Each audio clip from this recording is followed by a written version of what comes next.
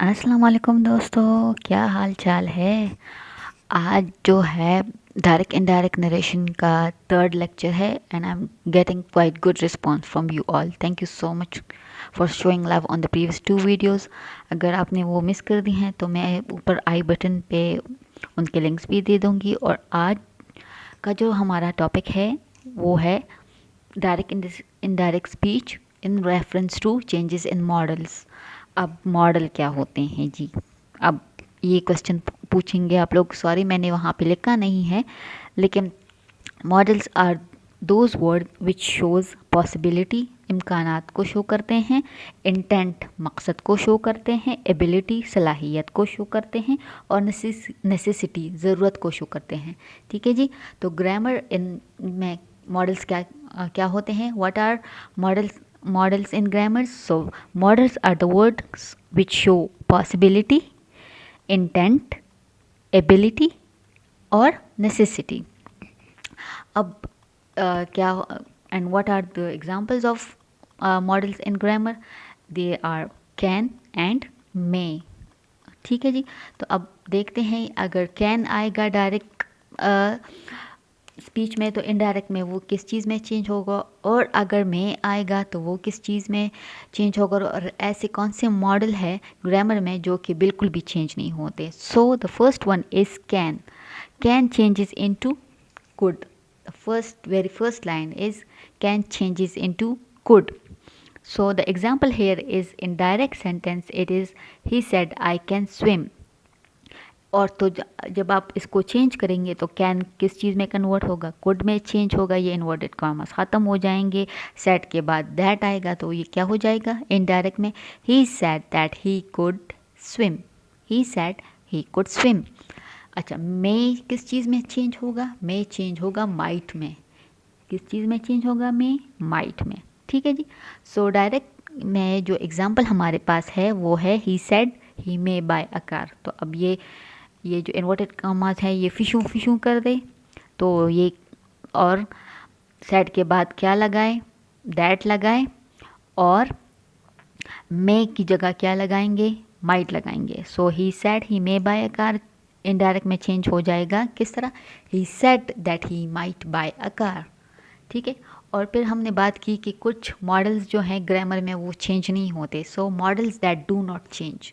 ऐसे कौन से मॉडल्स हैं ग्रामर में जो कि चेंज नहीं होते, वो हैं would, could, might, should and ought to. ठीक है, ये मॉडल्स जो हैं ये चेंज नहीं होते। Then the next topic we have changes of interrogative.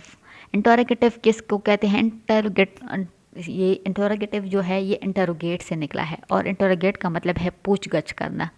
ठीक है जी। सो जब डायरेक्ट में सैड आएगा तो इनडायरेक्ट में ये चेंज होगा आस्क्ड, इंक्वायर्ड और डिमांडेड।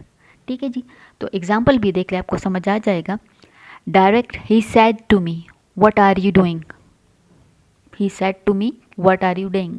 तो ये जब इनडायरेक्ट में चेंज होगा तो ये क्या हो जाएगा, he asked me what I was doing, या ये इस तरह भी हो सकता है, he demanded to know what I was doing, और he inquired what I was doing। ठीक है जी, ये तीनों आ सकते हैं। ठीक है, जब he said to me what are you doing तो he asked me what I was doing, और he inquired what I was doing, और he demanded to know what I was doing।